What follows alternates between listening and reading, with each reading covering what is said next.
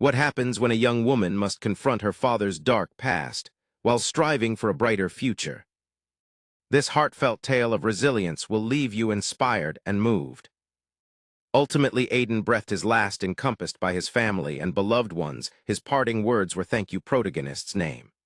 As he drew his final breath, his mother's anguished sobs echoed, mourning a father who had at long last discovered atonement, though too late to redeem past misdeeds. Many years prior, in a remote village named Bear, resided a young girl.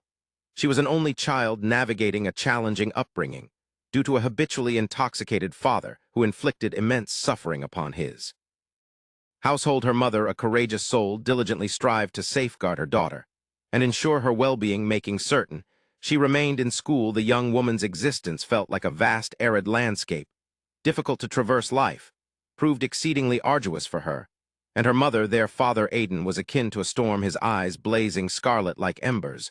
When angered, he indulged in potent spirits and tobacco. His mother, a dunny, lived in perpetual fear of him, as he frequently subjected her to beatings for the slightest provocation, leaving her bruised and battered. She was inherently a gentle and kind woman, but Aiden's volatile temper had reduced her to a mere shadow of her former self. Aiden had desired a male heir, not a daughter. He disparagingly referred to the young woman by hurtful epithets like dry well and bad luck. A dunny wept bitterly, while the young woman, terrified whenever his fury erupted, and he lashed out at her mother, would seek refuge and remain silent. One day, Aiden returned home in a furious state, immediately beginning to smash household items. The young woman instinctively darted and hid beneath the bed. Overwhelmed with fear, a dunny attempted to restrain him, but he shoved her. This act ignited a fierce anger within the young woman. She emerged from her hiding spot and gripped her father's leg. He gazed at her, halting his destructive outburst for a moment. Aiden seemed somewhat unnerved by his daughter, pondering what could have imbued this child with the audacity to grasp his leg with such ferocity etched on her countenance. Yet he continued to berate a dunny. The young woman felt profound sympathy for her mother, but could offer little assistance. She rushed to her mother's side and attempted to help her rise. "My child, I've injured my ankle terribly. I think it's fractured." A dunny confided. The young woman assisted her mother to the bed, then swiftly went to fetch Babatunji, a renowned traditional bone setter in a Bear village. Upon his arrival, Babatunji meticulously examined a dunny's ankle. "Ah, the pain is piercing like a sharp knife." A dunny winced. "Yes, the ankle is severely swollen," Babatunji confirmed, "but do not fret, I have treated many such cases. You will recover soon." As he commenced setting the ankle, her mother cried out in agony. "Be patient, my dear," Babatunji calmly advised. Once finished, he wrapped the ankle with a specialized paste and bandage. "You will be fine," he assured, gathering his tools and departing, leaving the mother to rest. All the while, the young woman sat by her mother's side as Babatunji attended to her ankle. As soon as he left, she looked up at her mother's face, observing the pain and apprehension. She felt deep sorrow for her mother and gently embraced her. "I'm sorry, mother," the young woman whispered. A dunny smiled and stroked her daughter's hair. "It's all right, my dear. I'll be fine." The young woman gazed at her mother with inquisitive eyes. "Mother, why does father always get angry with us? Why does he hate us?" A dunny's expression softened. "Your father doesn't hate us, my child. He is simply grappling with his own difficulties. He loves us, but sometimes his anger consumes him." The young woman appeared uncertain. "But why does he yell at us and strike us? That isn't love, mother." A dunny sighed, her face etched with sadness. "I know it's difficult to comprehend, but your father's conduct doesn't mean we are unloved. We are loved, no matter what. I am here to care for you always." The young woman nodded, though still perplexed. She understood her mother was trying to comfort her, but she couldn't shake the feeling that her father's actions were wrong.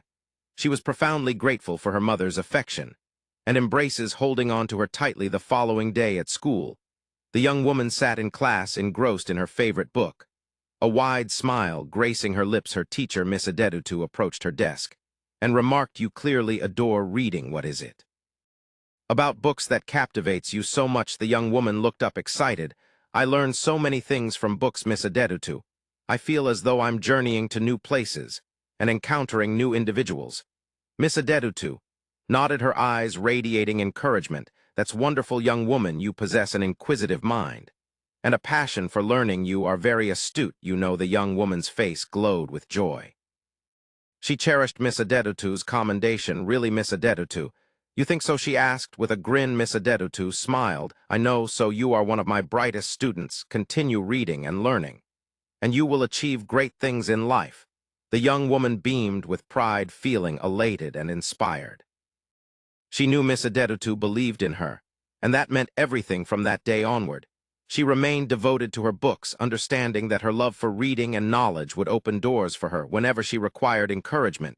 She knew she could rely on Miss Adetutu's kind words and unwavering support.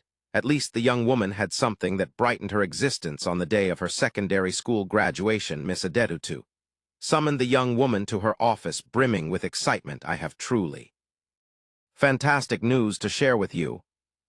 I've been seeking an opportunity for you to advance your education, and I've found an incredible one. You've been accepted to study law at a prestigious university abroad. The young woman's eyes widened in disbelief. A scholarship to study law abroad. Is this a dream come true, Miss Adetutu? Miss Adetutu nodded. Yes, it is. You've worked tirelessly and demonstrated a keen interest in law. This university is among the best in the world.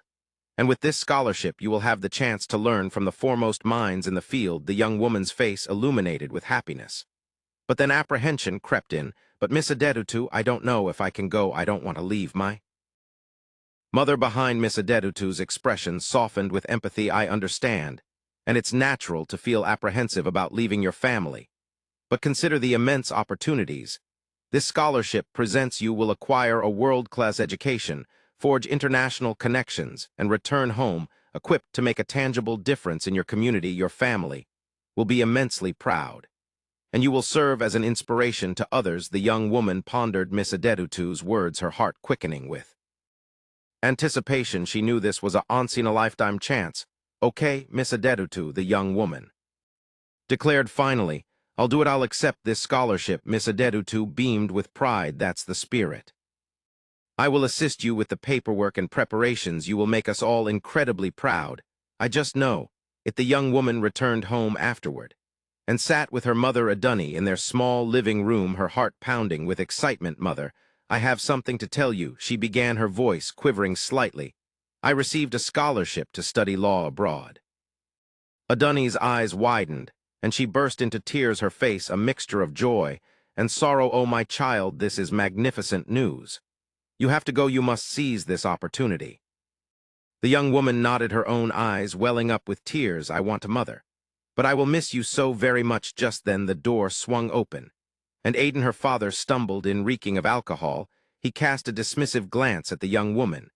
And Adunni, what's all this commotion about? He slurred. Adunni quickly wiped away her tears, her voice trembling. She received a scholarship to study law abroad.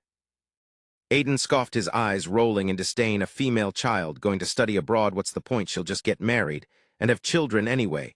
The young woman's heart was filled with sadness and hurt, but her mother held her tightly. Don't mind him. Go and make us proud. You will accomplish great things in life. The young woman nodded, her resolve renewed. She knew her mother believed in her, and that was all that mattered. She would make her mother proud regardless of her father's words. When the time came for the young depart, Adunni wept profusely. The young woman embraced her tightly, promising to return in due course. As the bus pulled away, she gazed back at the village. She felt a bittersweet mix of emotions. She was excited for her new journey, yet she would deeply miss her family, especially her mother. As the young woman stepped into her new academic institution, she was astonished by its vastness and unfamiliarity. Everything seemed novel and strange. The buildings, the lecture halls, even the campus grounds. And the people spoke with an accent she had never encountered before. But the young woman was intelligent. She learned quickly. She forged new friendships, and they helped her acclimate. The young woman thrived in her new surroundings, her self-assurance burgeoning with each passing day. She applied herself diligently to her studies overseas for many years. Finally, a momentous day arrived. Her graduation. She felt immense pride and joy as she received her diploma, signifying her academic achievement. She graduated with honors from her esteemed university, marking the genesis of a fresh and flourishing chapter in her life. Her outstanding academic performance secured her a highly remunerative position at a reputable international firm. However, the allure of home intensified with each passing day. The young woman yearned to return to her family and contribute positively to her community. At last, the young woman prepared her travel documents and commenced her journey homeward. As she disembarked from the aircraft, she was greeted with open arms by her overjoyed family, and Miss Adetutu, her mother Adunni, was brimming with pride knowing her daughter had realized her aspirations and was now back home to share her triumphs. When the young woman emerged from the plane, her mother was ecstatic to see her. She opened her arms, and the young woman rushed to embrace her tightly. They held each other for a long time, reveling in the happiness of being reunited. "Oh, my dear, you are finally home," Adunni exclaimed, her voice trembling with emotion. "Mother, I missed you so much." The young woman replied, her voice filled with tenderness. Adunni gazed at the young woman's face, observing how much she had matured, and flourished. "You've blossomed into such a beautiful woman. Your father would be so proud of you." The young woman's eyes welled with tears as she smiled. "I wish he were here to see me." Mother Adunni's expression softened. "He may not be with us physically, but he would undoubtedly be very proud of the strong woman you've become." As they embraced again, they both shed happy tears, grateful to be together once more after so long. The young woman and her mother Adunni returned home. As they entered the house, the young woman saw her father Aiden seated in a corner, looking very frail and ill. Aiden looked up at the young woman with sorrowful eyes and said, "My dear daughter, please forgive me." The young woman felt a maelstrom of emotions: sadness, anger, and pity. She asked, "Forgive you, father, for what?" Aiden looked down, ashamed for not being a good father to you and your mother. "I was too blind to see the beauty of my family because of my drinking habit." The young woman's heart softened slightly, witnessing her father's genuine remorse. "You hurt us, father. You broke our hearts." Aiden nodded, tears streaming down his face. "I know, my child, I was foolish.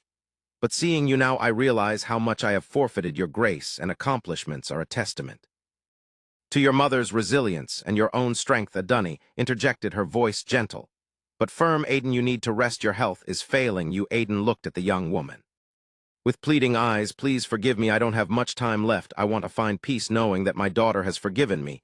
The young woman's heart went out to her father despite his past transgressions. She perceived the regret and love in his gaze. She took a step forward and said, "I forgive you, father. But please understand that forgiveness does not erase the past." Aiden's face displayed both pain and profound gratitude. Thank you, my daughter. Thank you for granting me peace." In the days that followed, the young woman spent time with her father, listening to his narratives and apologies as he struggled to make amends. But his body grew increasingly weak. Eventually, Aiden passed away, surrounded by his family and loved ones. His last words were, "Thank you, protagonist's name." As he took his final breath, his mother's anguished cries affirmed the loss of a father who had finally achieved redemption, yet too late to compensate for lost years. Nevertheless, in his concluding moments, they had found closure, forgiveness, and love.